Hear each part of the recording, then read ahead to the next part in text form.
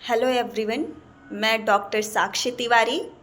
आज हम बात करेंगे प्रेगनेंसी के सेकेंड ट्राइमेस्टर की। स्टार्टिंग के जो आपके 3 मंथ्स होते हैं, यानी कि फर्स्ट, सेकेंड और थर्ड, वो होता है आपका first trimester. After third months, यानी कि चौथा, पाँचवा और छठा जो होता है वो होता है आपका सेकेंड ट्राइमेस्टर।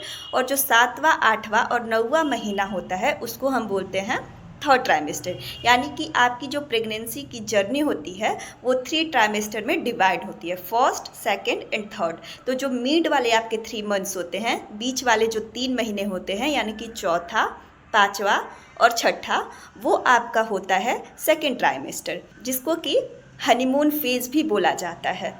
क्योंकि इस समय जो आपके पहले 3 महीने में सिम्टम्स थे जो आपको परेशान करते थे, जैसे ज़्यादा भूल आना, मूड स्विंग्स आना, चक्कर आना, बार बार थक जाना, इसके अलावा बार बार यूरिन होना, साथ ही साथ कई बार डिस्चार्ज हो रहा था, अभी वो सारे सिम्टम्स जो होते हैं धीरे धीरे करके कम होने लगते हैं। अभी जो फीमेल होती हैं वो फर्स्ट ट्राइमेस्टर के कंपैरिजन में सेकेंड ट्राइमेस्टर में सेटल होने लगती हैं। यानी कि जो सिम्टम्स पहले उनको अर्ली प्रेगनेंसी में ज़्यादा प्रॉब्लम्स क्रिएट कर रहे थे, अब धीरे धीरे कम होने लगते हैं। फर्स्ट ट्राइमेस्टर में जो HCG हार्मोन होता है, जिसको प्रेगनेंसी हार्मोन भी बोला जाता है, वो पीक पे होता है, जिसकी वजह से फीमेल को, यानी कि प्रेग्नेंट वीमेन को, बहुत सारी प्रॉब्लम्स का सामना करना पड़ता है। सेकेंड ट्राइमेस्टर में जो HCG हार्मोन होता है वो धीरे धीरे कम होने लगता है, जिसकी वजह से ये सारे सिम्टम्स धीरे धीरे सबसाइड होने लगते हैं, जिसकी वजह से ये जो प्रॉब्लम्स फर्स्ट ट्राइमेस्टर में हो रहे थे वो धीरे धीरे करके कम होने लगते हैं। अब बात करते हैं सेकेंड ट्राइमेस्टर में जो हार्मोन बढ़ता है उसकी। प्रोजेस्टेरोन हार्मोन जो होता है वो सेकेंड ट्राइमेस्टर में बढ़ना स्टार्ट होता है, यानी कि अब आपके अंदर प्रोजेस्टेरोन हार्मोन इंक्रीज़ करता है धीरे धीरे। तो इसकी वजह से कई बार आपको कॉन्स्टिपेशन हो सकता है, क्योंकि इसमें डाइजेशन प्रॉपर नहीं हो पाता है। इसके अलावा जो लोअर एब्डोमेन होता है, यानी कि पेट के आपके निचले हिस्से में, कई बार आपको पेन हो सकता है। साथ ही साथ जो डिस्चार्ज होता है वो भी कई बार आपको देखने को मिल जाता है। अगर ये डिस्चार्ज वाइट कलर का है, साथ ही साथ इसमें कोई स्मेल नहीं है, यानी कि फाउल स्मेल नहीं है, ईचिंग बर्निंग सेंसेशन नहीं है, डिस्चार्ज है आपको लेकिन खुजली नहीं हो रहा है, जलन नहीं है, उसमें से बदबू नहीं आ रहा है, तो ये नॉर्मल है। अगर ये डिस्चार्ज आपका गाढ़ा हो रहा है, साथ ही साथ पीले कलर का हो रहा है या ब्राउन कलर का हो रहा है, और उसमें से फाउल स्मेल आ रहा है, या वहाँ पे जलन हो रहा है या खुजली है, तो आप अपने डॉक्टर से ज़रूर मिलें। साथ ही साथ सेकेंड ट्राइमेस्टर में कई बार आपको लोअर बैक एक भी होता है, यानी कि कमर के निचले हिस्से में दर्द होना। इसमें जो यूट्रस होता है वो बड़ा होने लगता है, उसका वजन जो होता है बच्चे का वो भी बढ़ रहा होता है, यूट्रस का साइज भी बढ़ने लगता है। तो इसकी वजह से कई बार आपको लोअर बैक एक होता है, यानी कि कमर के निचले हिस्से में आपको दर्द होता है। साथ जो बैकबोन होता है वो कर्व करने लगता है। इसी वजह से आपको सेकेंड ट्राइमेस्टर में कई बार लोअर बैक एक होता है, यानी कि कमर के निचले हिस्से में दर्द होता है। इसके अलावा कई बार प्रेग्नेंट वीमेन जो होती हैं उनको सांस लेने में प्रॉब्लम होने लगती है सेकेंड ट्राइमेस्टर में, यानी कि सांस फूलने लगता है, क्योंकि प्रोजेस्टेरोन हार्मोन जो होता है वो बढ़ रहा होता है, जिसकी वजह से आपको बार बार सांस लेना पड़ता है। और जब बार बार आपको सांस लेने में प्रॉब्लम होता है तो आप अपने डॉक्टर से एक बार मिलें। अगर आपको हार्ट में, लंग्स में कोई प्रॉब्लम नहीं है, बीपी आपका नॉर्मल है और वेट भी आपका सही है, तो इसमें परेशानी की बात नहीं है, लेकिन फिर भी आप अपने डॉक्टर से एक बार ज़रूर मिलें। साथ ही साथ कई बार फीमेल पेशेंट जो होती हैं वो कंप्लेन करती हैं कि उनके जो लोअर लिम्स हैं, यानी कि लेग जो है, पैर में कई बार क्रैम्प्स होता है, पेन होने लगता है। ऐसे कंडीशन में आपको अपने डाइट में कैल्शियम की मात्रा प्रॉपर लेनी है, साथ ही साथ कैल्शियम सप्लीमेंट भी ज़रूर लें और विटामिन डी भी ज़रूर इनटेक करें, क्योंकि मसल्स जो होते हैं वो टाइट होने लगते हैं, जिसकी वजह से लेग क्रैम्प्स होने लगता है आपको सेकेंड ट्राइमेस्टर में।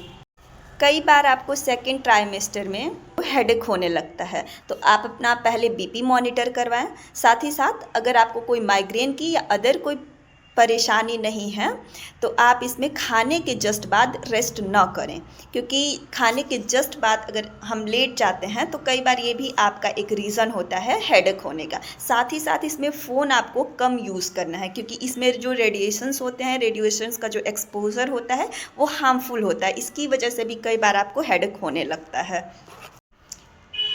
सेकेंड ट्राइमेस्टर में आपको बेबी के मोमेंट का ध्यान रखना होता है। तो अगर आपका ये फर्स्ट प्रेगनेंसी है तो इसमें हो सकता है आपको थोड़ा लेट बेबी मोमेंट फील हो।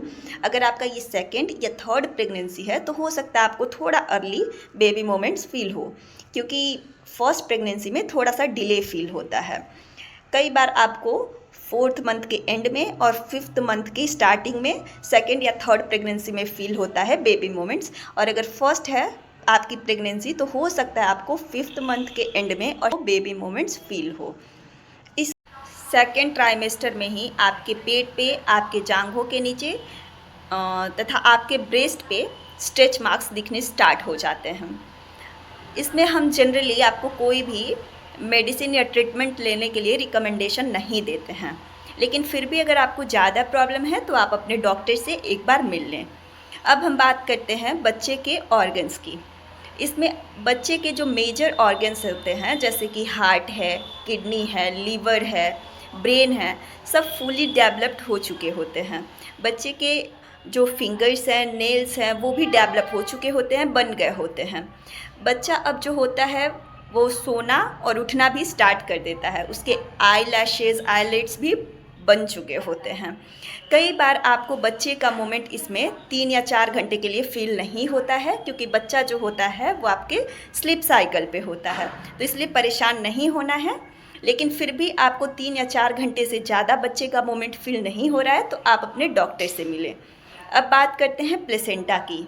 प्लेसेंटा सेकेंड ट्राइमेस्टर में जो प्लेसेंटा होता है वो फुली मैच्योर हो चुका रहता है, जिससे प्रॉपर ऑक्सीजन और न्यूट्रिशन बच्चे को मिलने लगता है। वेस्ट मटेरियल जो होता है प्लेसेंटा के द्वारा ही बच्चे से माँ के अंदर ला करके पास किया जाता है। इसके अलावा इसमें आप कुछ ज़रूरी बातों का ध्यान रखें।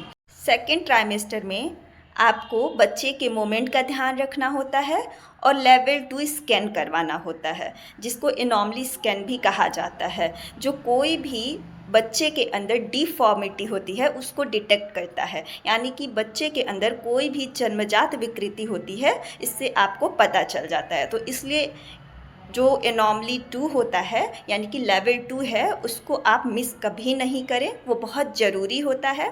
साथ ही साथ बच्चे के मोमेंट का ध्यान रखें।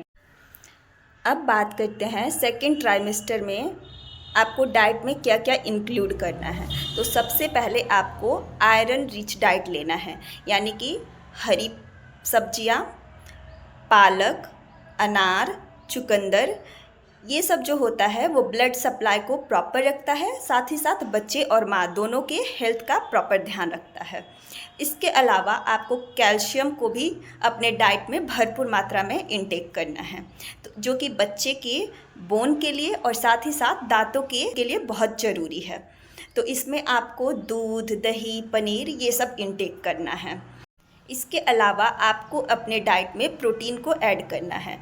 तो प्रोटीन रिच जो डाइट है उसको इंक्लूड करना है, जैसे कि आप ड्राई फ्रूट्स ले सकते हैं, पनीर ले सकते हैं, दाल सबसे अच्छा सोर्स है, तो ये सब अपने डाइट में ज़रूर इंक्लूड करें। इसके अलावा आपको अपने डाइट में फॉलिक एसिड भी ज़रूर इंक्लूड करना है, जैसे कि सिट्रस फ्रूट्स हो गए, साथ ही साथ ब्रोकली हो गई, जो कि बच्चे के ब्रेन डेवलपमेंट के लिए बहुत ज़रूरी होता है। तो आपको अपने प्रेगनेंसी के सेकेंड ट्राइमेस्टर में iron, calcium, protein plus folic acid का प्रॉपर ध्यान रखना है। साथ ही साथ आप इनके सप्लीमेंट्स भी ज़रूर लें, ताकि बच्चे और माँ दोनों हेल्दी रह सकें।